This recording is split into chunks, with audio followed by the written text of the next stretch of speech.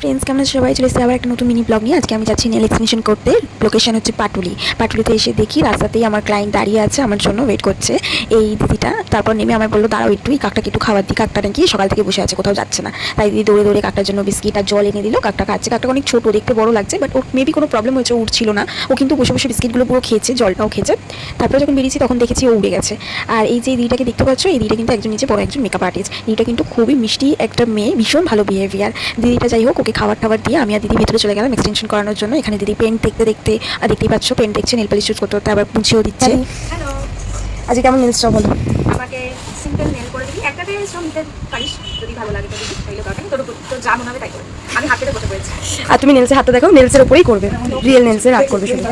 ওকে চলো। ওকে, তোমরা যারা যারা জানো যে নিজেদের হাতের ওপর, নিজেদের রিয়েল নেলসের ওপর এক্সটেনশন ছাড়া কিছু করা যায় না, তাদের জন্য বলি তোমাদের কিন্তু নিজেদের নেলসের ওপরেও তোমরা এক্সটেনশন করতে পারো।